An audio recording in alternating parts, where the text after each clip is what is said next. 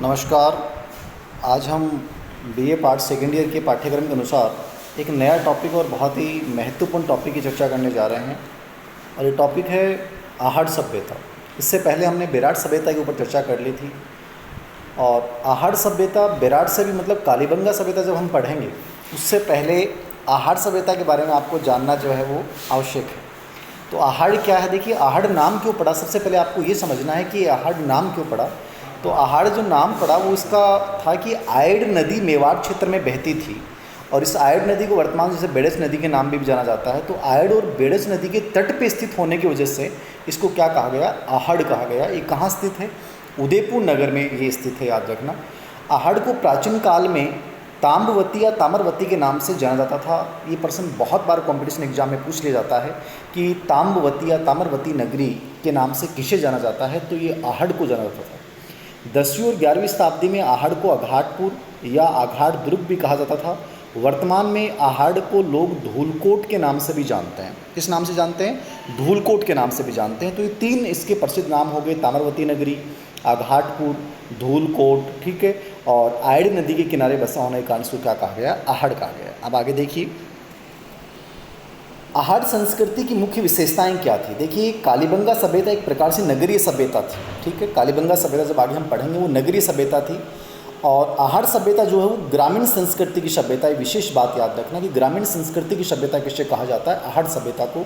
आहड़ के उत्खनित स्थल को महासतियों का टीला कहा जाता है। महासतियों का टीला किसे कहा जाता है? आहड़ सभ्यता को। ये भी बहुत महत्वपूर्ण बात है, याद रखना। बनास संस्कृति आहड़ स्थल से संबंधित है, यानी बनास संस्कृति के नाम से प्रश्न आ जाता है कि बनास संस्कृति किसे कहा जाता है, तो आपको याद रखना आहड़ सभ्यता संबंधित है। आहड़ को मेवाड़ के महाराणाओं का शमशान भी कहा जाता है। आहड़ सभ्यता की खोज 1953 ईस्वी में अक्षय कीर्ति व्यास, याद रखना है, ये भी इम्पोर्टेंट है। आहड़ सभ्यता की खोज 1953 में किसने की थी? अक्षय कीर्ति व्यास द्वारा की गई थी 1953 में। तो देखिए खोज करना, उत्खनन कार्य करना और बाद में विशेष अध्ययन करना, ये तीन अलग अलग बिंदु आते हैं। तो आहड़ सभ्यता की जो खोज की थी वो किसने की थी? 1953 में अक्षय कीर्ति व्यास ने। सर्वप्रथम लघु स्तर पे उत्खनन पंडित अक्षय कीर्ति व्यास द्वारा कराया गया। इसके पश्चात 1954 से 56 में। अब देखिए खोज करने वाले अक्षय कीर्ति व्यास हैं, लेकिन प्रश्न ऐसे पूछता है कि साहब इसका उत्खनन किसने करवाया? तो उत्खनन 1954 से 56 ईस्वी में किसने करवाया था? रतन चंद्र अग्रवाल द्वारा जो है वो इसका उत्खनन करवाया गया। दो चीज़ें अलग अलग हो गई। खोज करने वाले पंडित अक्षय कीर्ति व्यास हैं, उत्खनन करने वाले रतन चंद्र अग्रवाल। आहड़ का उत्खनन 1961-62 ईस्वी में बीएन मिश्रा व एचडी सांकलिया द्वारा भी किया गया, यानी बाद में उत्खनन में योगदान दिया गया था। तो ये बाद की विशेषताएं हैं, बाद की बात है। लेकिन आपको तीन बातें स्पेशली याद रखनी। वो तीन बातें कौन सी हो गई कि सबसे पहले खोज करने वाले कौन हैं, ठीक है, और खोज करने अक्षय कीर्ति व्यास ने की, उत्खनन किसने करवाया? रतन चंद्र अग्रवाल ने करवाया। और उसके बाद व्यापक उत्खनन किसने करवाया? 1961-62 ईस्वी में एचडी सांकलिया और बीएन मिश्रा ने, जो पूना विश्वविद्यालय से संबंधित रखते हैं। आहड़ सभ्यता का काल क्या माना जाता है? डॉक्टर गोपीनाथ शर्मा ने आहड़ सभ्यता काल 1900 ईसा पूर्व से 1200 ईसा पूर्व माना। ये भी इंपॉर्टेंट प्रश्न है, याद रखना। कालक्रम के अकॉर्डिंग अपन देखते हैं तो 1900 ईसा पूर्व से 1200 ईसा पूर्व आहड़ सभ्यता का कार्यकाल माना जाता है।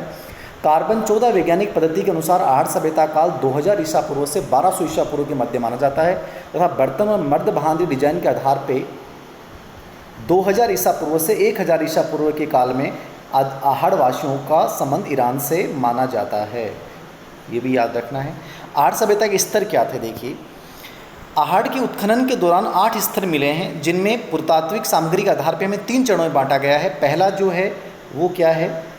स्फटिक पत्थरों के प्रयोग औजार व उपकरण के आधार पे। दूसरा ताम्र, कांस्य व लोहे के उपकरण के आधार पे।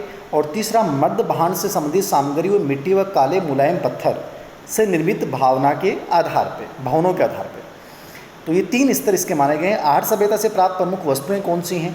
तो आहड़ सभ्यता पूर्णतः एक तो ग्रामीण सभ्यता थी, याद रखना। जैसे कि मैंने कहा कि कालीबंगा सभ्यता जब हम पढ़ेंगे नगरीय सभ्यता, लेकिन ये जो सभ्यता थी वो पूर्ण रूप से क्या थी? ग्रामीण सभ्यता थी। यहाँ के निवासी भवन निर्माण के दौरान नींव में पत्थर डालकर भवनों का निर्माण करते थे। आहड़ से 45 फुट लंबे भवन के अवशेष प्राप्त हुए हैं। मकानों में औसतन 2 या 3 चूल्हे मिले हैं। एक मकान में 6 चूल्हे मिले हैं, जिनमें से एक पर मानव हथेली की छाप है। आहड़ के भवनों की रसोई में अनेक सील बट्टे प्राप्त हुए हैं। सील बट्टे आप पुराने लोगों से पूछेंगे, एक प्रकार से कूटने के, पीसने के काम आते थे, ठीक है।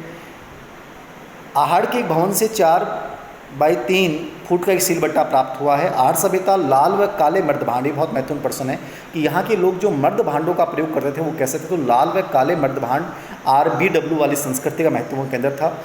आहड़ सभ्यता के मर्द भांड जो हैं वो उल्टी तपाई विधि से पकाए जाने के कारण विशिष्ट रंग के बन जाते थे। इस विधि को विज्ञान की भाषा में अपचयन की स्थिति में जलन, ऑक्सीकरण की स्थिति में जलन कहा जाता है। आहड़ के उत्खनन के दौरान अनाज रखने के मर्द भांड भी हमें मिले हैं, जिन्हें स्थानीय भाषा में क्या कहा गया है, गोरे व कोंठ। ये आप पुराने लोगों से पूछेंगे तो आपके समझ में आएगा कि स्थानीय भाषा में गोरे व कोंठ जहाँ अनाज रखा जाता था। टेरिकोटा मणमूर्ति, टेरिकोटा मणमूर्ति मतलब मिट्टी की मूर्तियाँ, कोई भी कलाकृति जो मिट्टी से निर्मित हो और अग्नि से पका ली गई हो उसे मणमूर्ति कहा जाता था। आहड़ के उत्खनन में 4 मानव मणमूर्तियाँ प्राप्त हुई हैं। आहड़ सभ्यता से नारी की खंडित मणमूर्ति मिली है जो कमरे के नीचे लहंगा धारण किए हुए। आहड़ की मणमूर्तियों में हाथी, घोड़े और बैलगाड़ी के पहियों की मणमूर्तियाँ मुख्य रूप से मिली। आहड़ से मिली बेल की मणमूर्ति को बनासियन पुल, ये बहुत इंपॉर्टेंट है, बनासियन पुल कहाँ से मिलता है, कई बार प्रश्न पूछ लेता है, तो बनासियन पुल बुल्स टेराकोटा की संज्ञा दी गई है। इन मणमूर्तियों में कार्नेलियन, क्रिस्टल, फेनास, जेस्पर, सेलखड़ी, लेपिस, लाजुली जस कीमती उपकरणों का प्रयोग किया जाता था। आहड़ की खुदाई में 6 तांबे की मुद्राएं मिली हैं, 3 मोहरें मिली हैं, एक मुद्रा पे त्रिशूल खुदा है जिसकी दूसरी तरफ यूनानी शासक अपोलो के हाथ में तीर व तरकश है।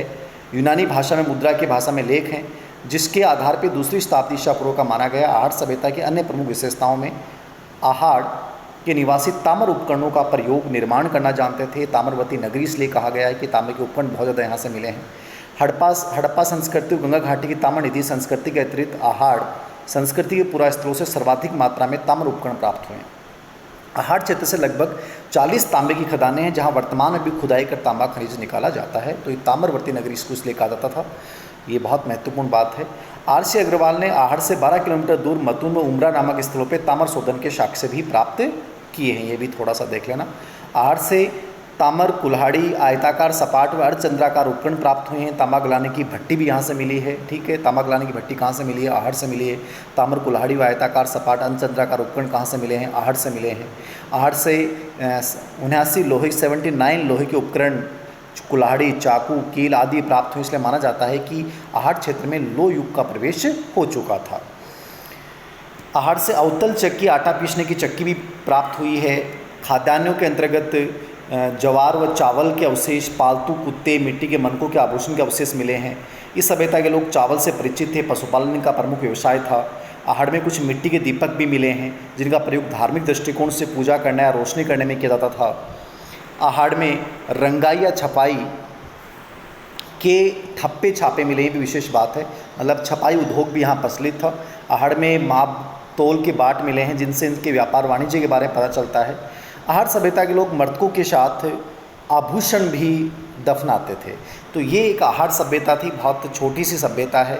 यहाँ से क्या क्या मिला है, महत्वपूर्ण स्थलों को आपको याद रखना है, महत्वपूर्ण विशेषताएं क्या हैं। ग्रामीण संस्कृति थी, ताम्रवर्ती नगरी, आघाटपुर क्यों कहा गया है, धूलकोट क्यों कहा गया है, ठीक है। उत्खनन किसने करवाया, खोज सबसे पहले किसने की, इसका कार्यकाल क्या माना जाता है, कालक्रम क्या निर्धारित किया जाता है, और यहाँ की प्रमुख विशेषताएँ क्या हैं, ये कम्प्लीटली आप लोगों को देखना है, पूरा का पूरा आपको समझना है इसको। तो उम्मीद है कि आपको ये समझ में आया होगा कम्प्लीटली। धन्यवाद।